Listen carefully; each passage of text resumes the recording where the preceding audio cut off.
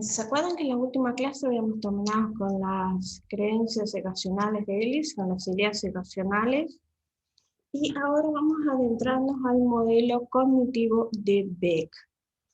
El modelo cognitivo de Beck junto con lo que es activación conductual, es el que está considerado de primera línea para la intervención en el abordaje de la depresión. Y es la bibliografía de base que ustedes van a usar para trabajar con depresión. Si tienen el libro de terapia cognitiva de la depresión, es el libro básico. Y si no lo tienen, me preguntan, que yo lo tengo por formato online y se los paso. Hoy vamos a adentrarnos en lo que es el modelo cognitivo de Beck y vamos a ver el inventario de depresión de Beck. Acá, como vemos en la diapo, el modelo cognitivo vamos a promover que el paciente experimente experiencias de aprendizaje, porque como vimos y lo han visto con otros profesores, la terapia cognitiva conductual es una terapia que se basa en procesos de aprendizaje, entre ellos el aprendizaje cognitivo, las creencias, los esquemas, formas que nosotros tenemos de ver el mundo, el futuro y sobre nosotros mismos.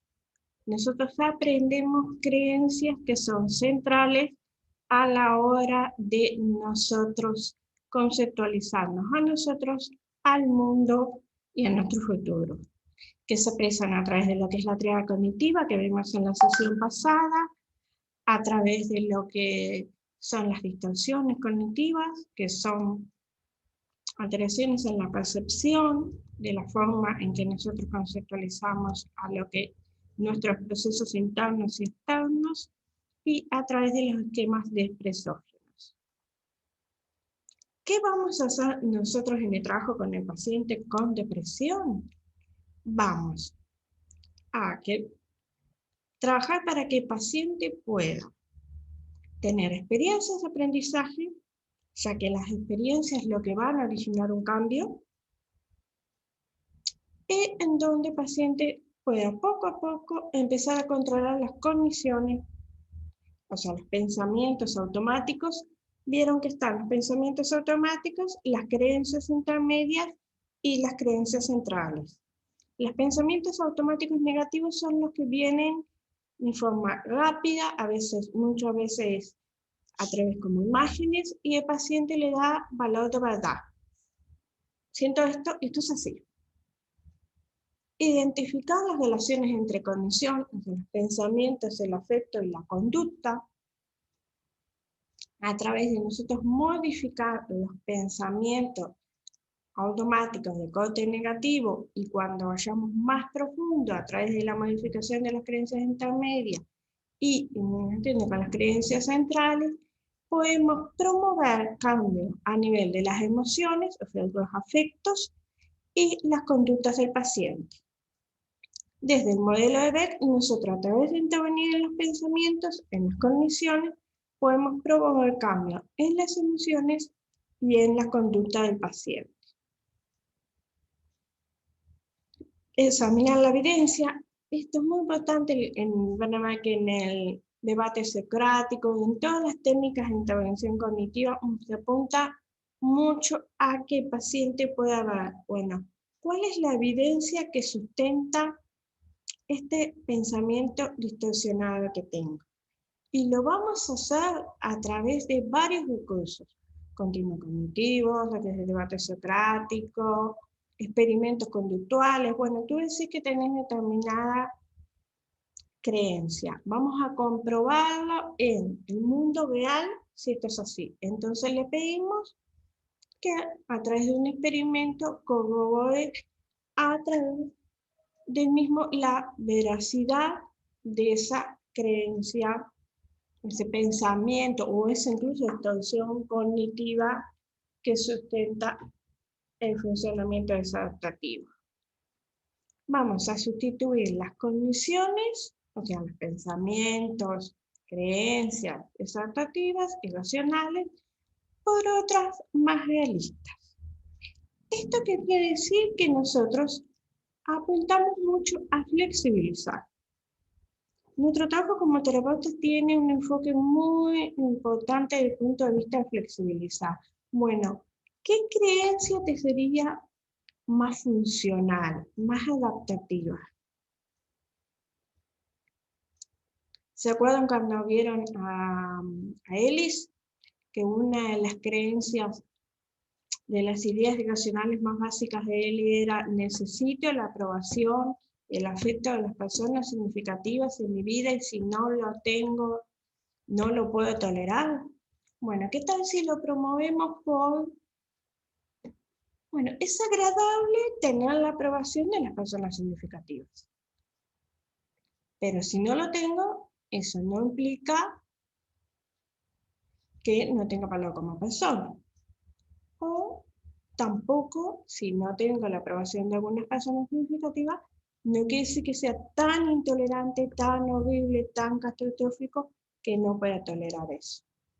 Acá también, como en las distorsiones cognitivas de lectura de pensamiento, una de las más clásicas. Bueno, tengo la lectura de pensamiento de que la persona con la que estoy hablando está pensando que soy un aburrido, un fracasado, que no valgo para nada. Bueno, ¿tengo una evidencia real de que la persona efectivamente está pasando eso?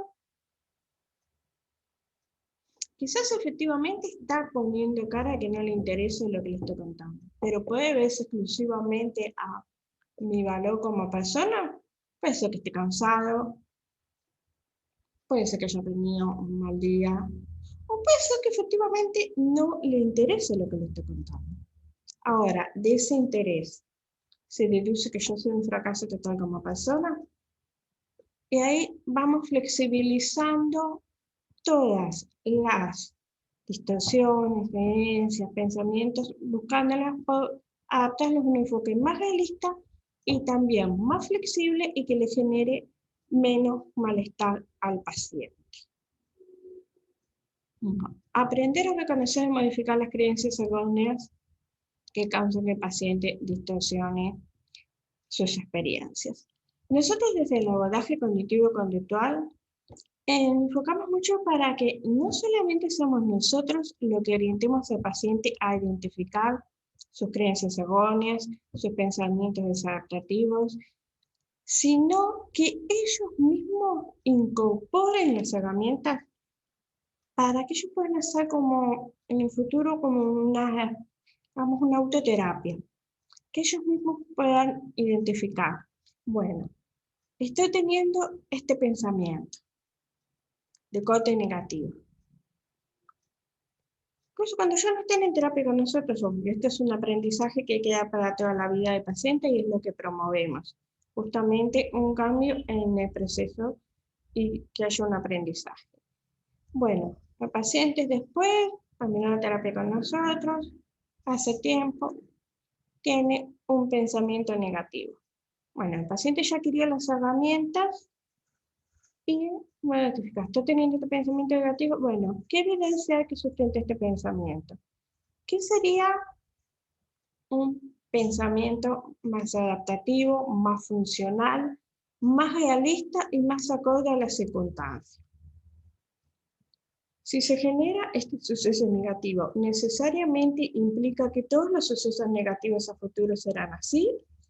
¿De este suceso negativo implica un cambio en mi valor como persona, o se desprende un juicio, una etiqueta de valor sobre mi persona?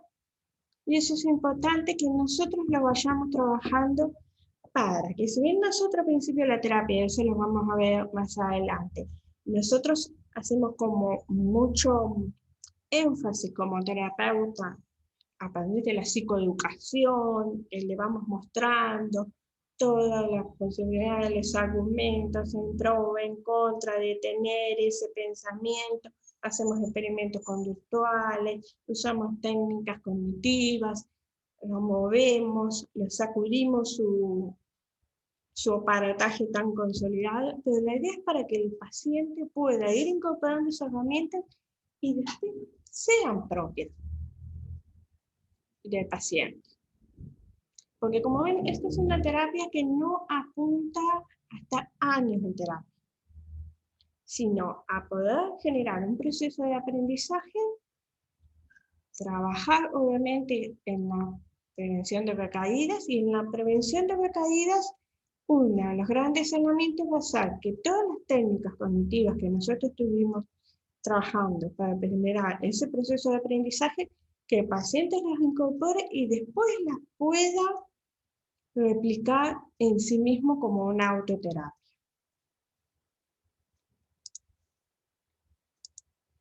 Este video es el que les voy a pasar, que es Beck haciendo un proceso de reestructuración cognitiva.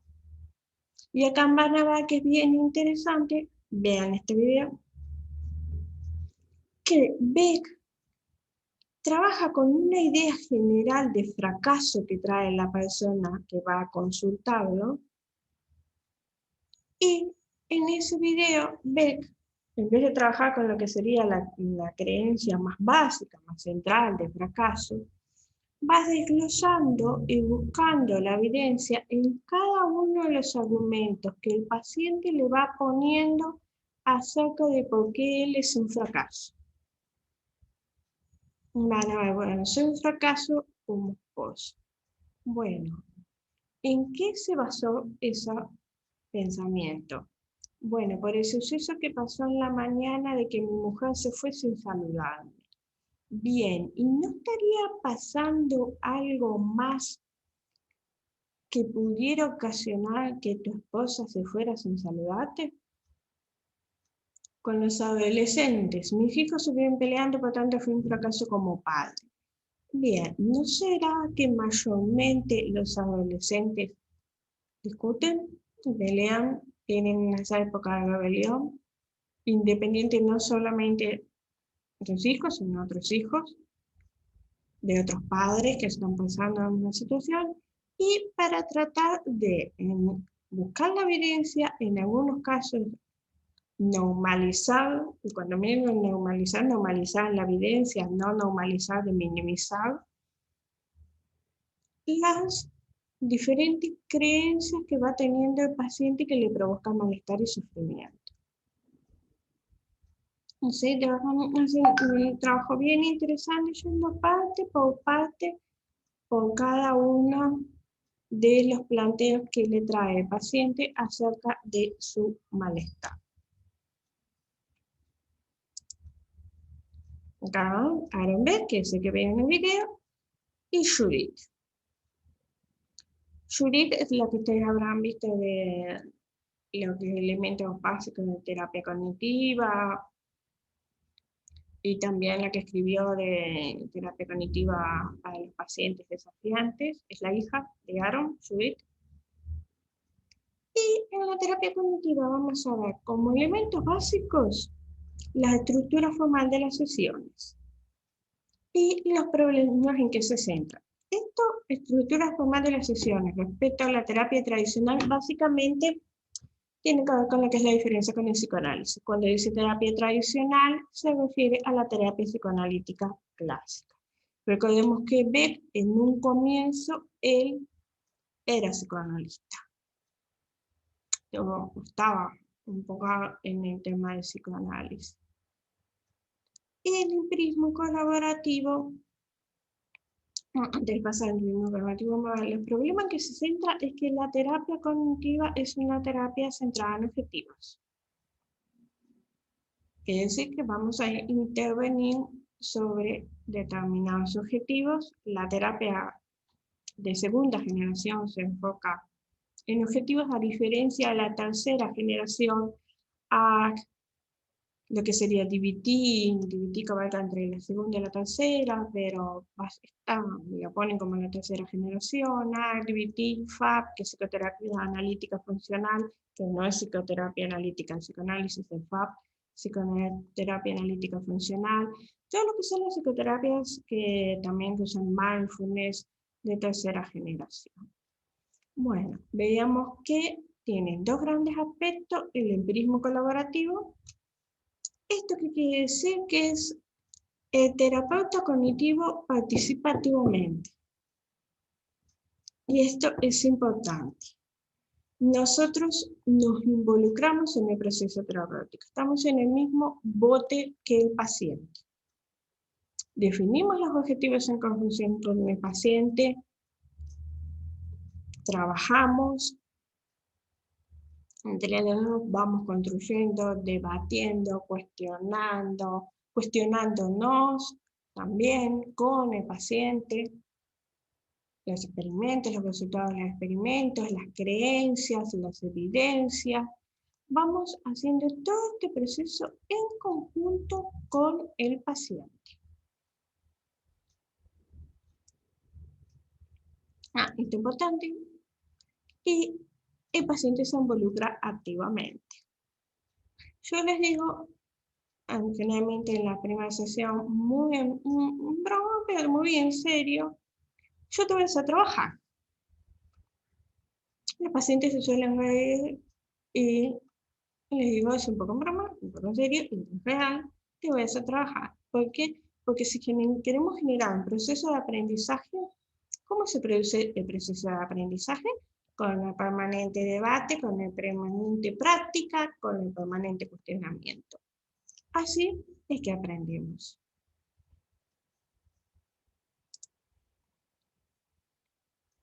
Puede pasar que al principio pacientes que vengan de una terapia de corte más tradicional les llame la atención nuestro enfoque, que es de corte más directivo, sobre todo al comienzo, pero rápidamente se adaptan cuando van viendo que es una terapia que se está enfocando en herramientas que el paciente puede aplicar acá y ahora y en los pensamientos que están teniendo acá y ahora y en lo que es funcional en este momento.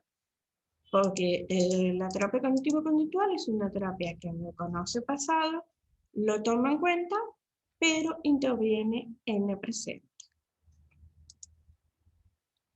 El hablamos de empirismo colaborativo, que es lo que trabajamos paciente y terapeuta en el mismo barco, en la construcción del proceso.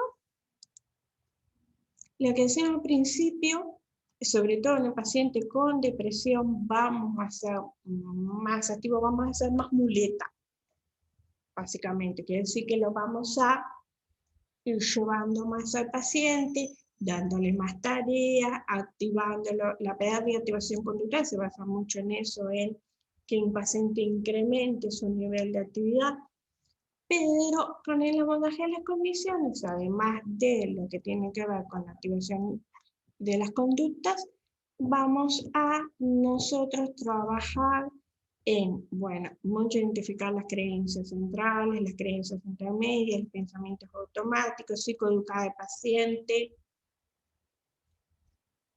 enseñarle, preguntarles herramientas, mucho generar movimientos, empezar a generar pequeñas tareas para que el paciente pueda ir haciendo de complejidad cada vez mayor, para irlo sacando de lo que es la bulia, la anedonia, y sobre todo el paciente que presente mucha confusión, porque la depresión cuando es severa afecta lo que son las cogniciones, vamos a ir trabajando en justamente ayudarlo a estructurarlo, porque el paciente continuamente va a estar más afectado. Nosotros vamos a hacer como su muleta, su apoyo en ese proceso hasta que el paciente pueda ir activándose y pueda ir incorporando más herramientas y formas de afrontar la realidad. Después tenemos la participación activa. Es lo que les explicamos, de que vamos a trabajar en promover la participación activa del paciente en diversas actividades que implique la terapia. Es un poco como se decía al principio de la broma, yo te voy a hacer trabajar. Es bien importante que nosotros, en el planteo de cómo realizamos nuestro proceso psicoterapéutico, la tarea es una de los elementos más descriptivos, más clásicos de la terapia cognitiva conductual, que es la tarea entre sesiones.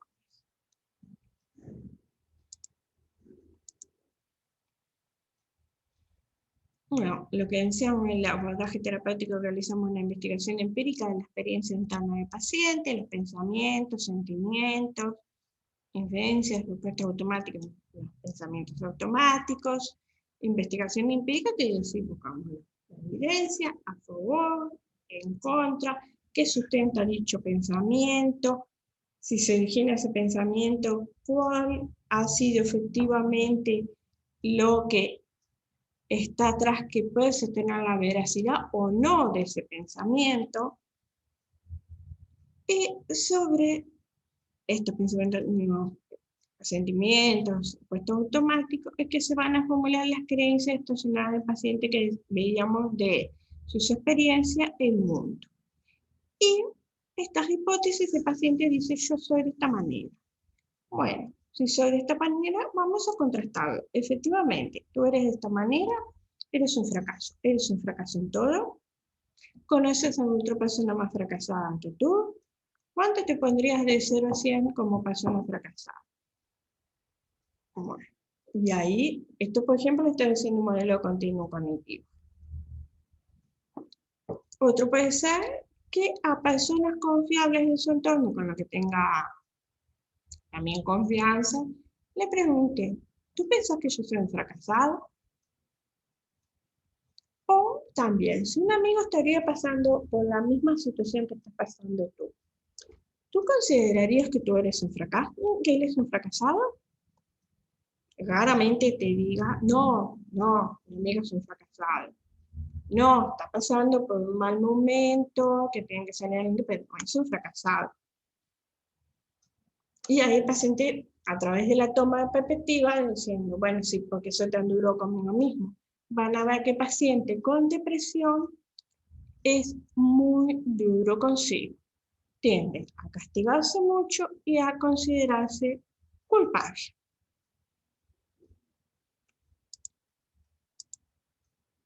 La intervención de la terapia cognitivo-conductual en la depresión, bueno, 2 pilares básicos, evaluación de la conducta depresiva, la hipótesis que sustentan la adquisición y mantenimiento de esa conducta depresiva, la estrategia terapéutica y las técnicas que vamos a implementar. La evaluación de hipótesis, acá vamos a usar el análisis funcional. El análisis funcional de la conducta, obviamente, inicia la conducta de depresión, que activa la depresión, sucesos, por ejemplo, estresores o sucesos que pueden desencadenar la conducta depresiva, frecuencia e intensidad, las actividades que desarrolla el consultante, que viene el tema de los pragmatismos, qué pragmatismo tiene que observar, de las conductas basales, el entorno, si el entorno refuerza o no refuerza la conducta depresiva, si valida o no valida el paciente. Ay, me tenés harto, siempre quejándote, no te soporto, mejor callate. Bueno, encontrar familias que dicen, bueno, ella es depresiva en un tono despectivo.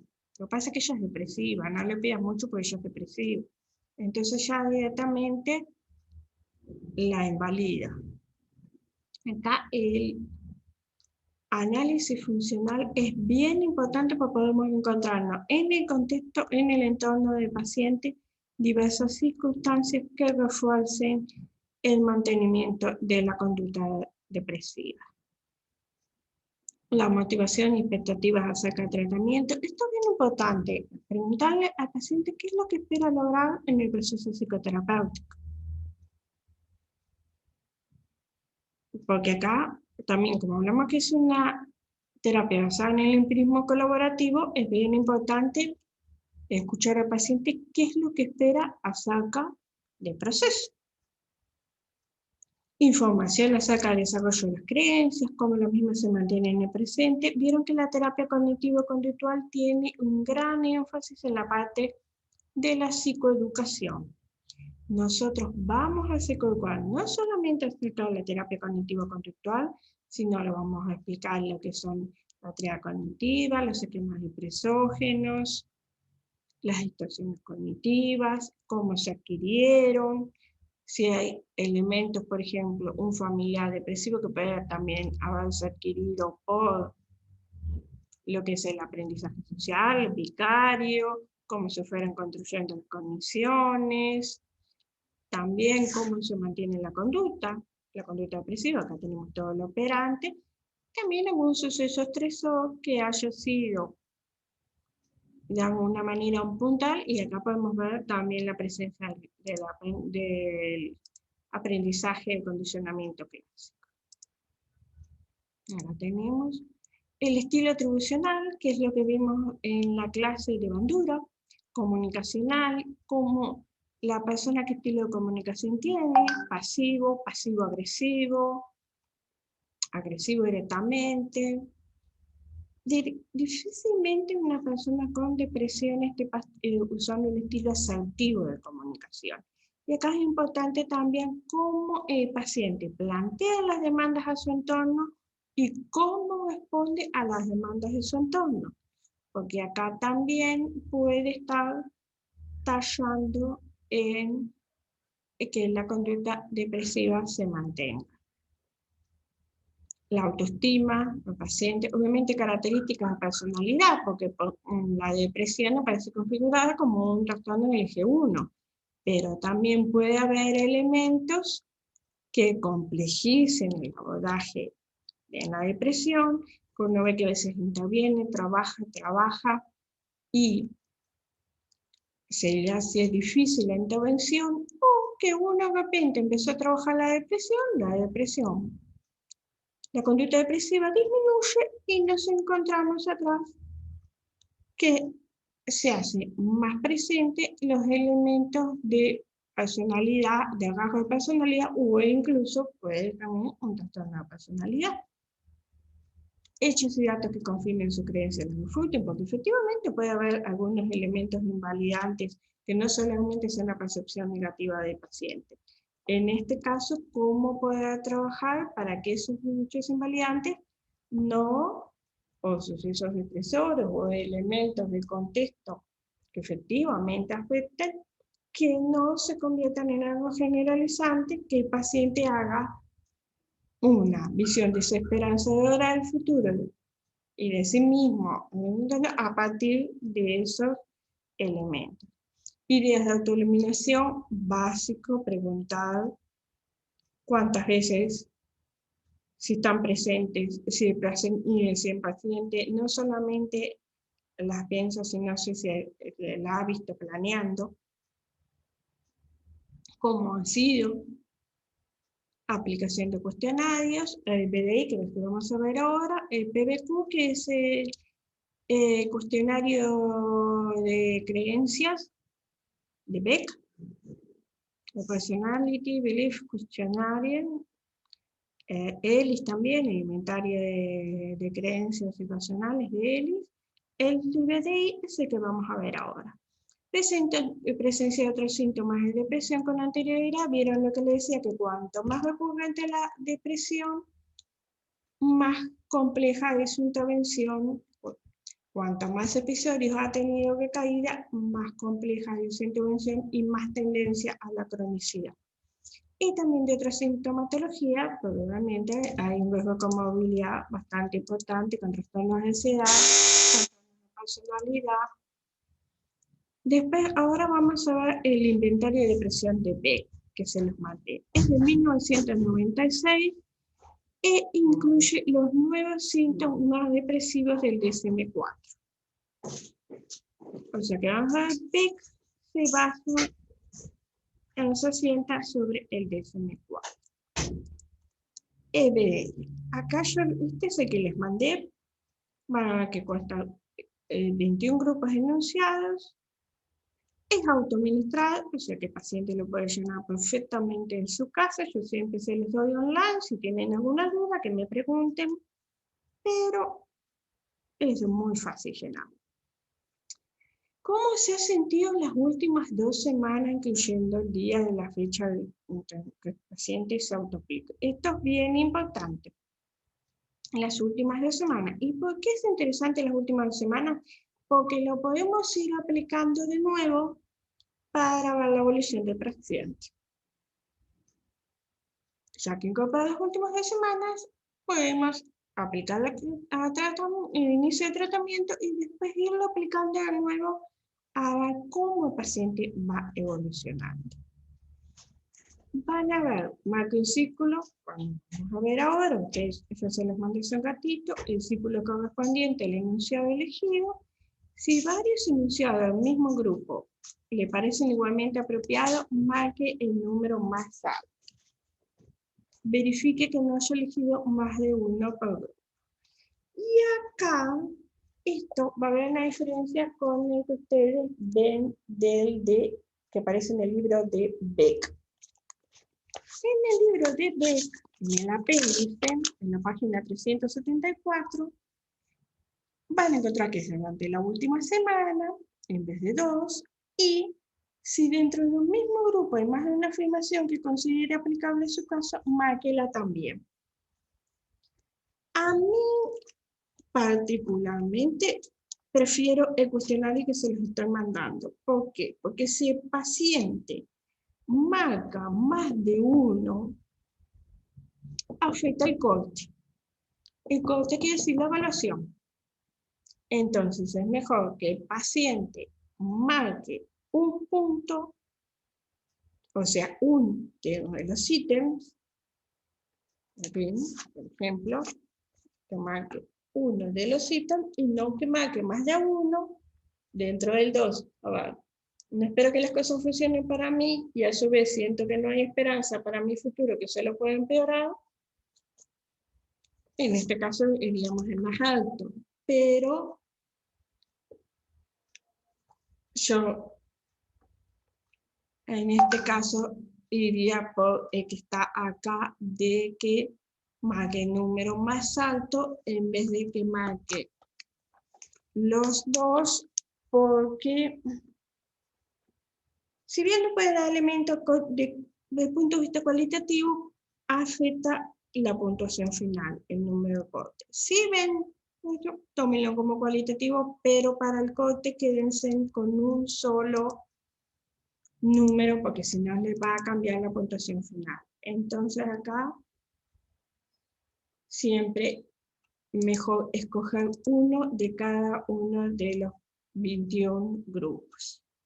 Van a ver que el cuestionario pasa por varias partes: tristeza, pesimismo, la parte de pérdida de placer, sentimientos de culpa, el sentimiento de castigo que está muy presente en los pacientes con depresión, el castigo, la culpa, el llanto. Y no necesariamente el paciente con depresión tiene que llorar. Aparece, pero no necesariamente el paciente con depresión sea un paciente que llore. Puede haber una depresión en que el paciente no tenga el llanto.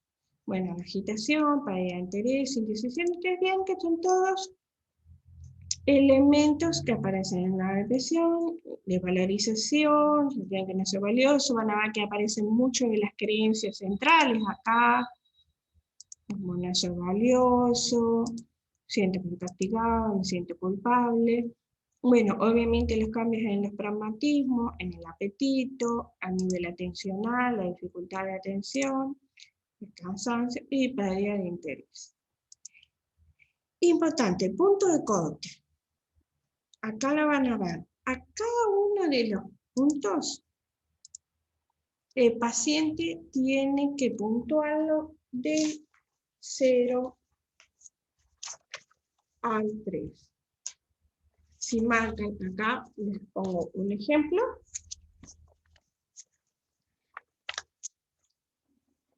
Acá soy una paciente que tiene una depresión. Obviamente los datos están tapados. Vieron, por ejemplo, en el 5, si marca esto, lo puntamos como 0. El primero como 0, acá, Si marca 1, esto es 0. Si marca esto, es 3. Juntamos toda la puntuación y si es 21 por 3, deberíamos tener 63, que es el máximo. Por ejemplo, suponemos que paciente a cada uno de estos ítems con el 3.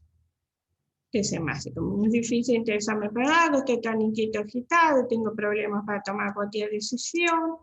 Si contesta 3 en todo, tenemos el máximo. 21 por 3, 63. Van a ver que acá mayormente la paciente contestó todo 3, excepto en esta que contestó un 2. Sumamos todas las puntuaciones y con este punto de corte lo desglosamos. En este caso es una paciente que es 46. 46 sería depresión severa. Efectivamente es una paciente de 24 años que tiene una depresión importante, complejizada con elementos de personalidad, pero consulta para un proceso depresivo importante. Tiene marcadas 3 clases como soy un fracasado total como persona, lo que hace a la creencia del fracaso, estoy insatisfecho, voy a respetar todo, me siento culpable constantemente, algo que aparece mucho en los pacientes con depresión, siento que estoy castigado también, no solamente soy culpable, sino que siento el castigo, me detesto, entonces ven la creencia sobre sí mismo totalmente afectada, me culpo por todo lo malo que sucede. Es un paciente que también tiene la extensión cognitiva culpabilización muy marcada. Desearía poner fin a mi vida. Hay que tener siempre presente e indagar la conducta suicida. Perdió gran parte del interés por los demás, lo que tiene que ver con la anedonia. Es imposible tomar decisiones, algo que los pacientes con frecuencia le van a decir, estoy como confundido, no sé qué hacer, porque claro, como ellos no sienten la capacidad de disfrute, la capacidad de tomar decisiones y se va a ver afectada porque no encuentran no solamente algo que los motive, sino también porque la depresión afecta la capacidad cognitiva. Entonces, desde ese lugar, también el paciente siente que no pueden tomar las decisiones o hacer resolución de problemas de una forma eficaz como antes. Y como eso, son todos los elementos que también hay que tener cuidado con la parte de la conducta basal, porque como vamos a ver después, cuanto más grave la depresión, más vamos a tener que arrancar, en vez de con los elementos cognitivos, los elementos conductuales. ¿Por qué? Porque le tenemos que sacar al paciente de la situación, lo más importante. Si el paciente está muy abúlico, está con una depresión muy importante, estamos hablando de no sale de la cama, no tiene los pragmatismos muy afectados en nuestro año, primero arrancamos con los elementos conductuales, lo activamos y después nos metemos con las condiciones. Pero eso lo vamos a ir viendo en la próxima clase. Cualquier duda me avisan de que no haya quedado claro el inventario, pero vieron que es muy sencillo. En cada uno de los 21 puntos que el paciente contestó, se puntualiza 0, 3, sumamos los 21 puntos y si contesta 3 a todo, le da máximo 63, claramente contesté 3 a todo, pero y tenemos acá todo el espectro del punto de corte. Nos vemos mañana.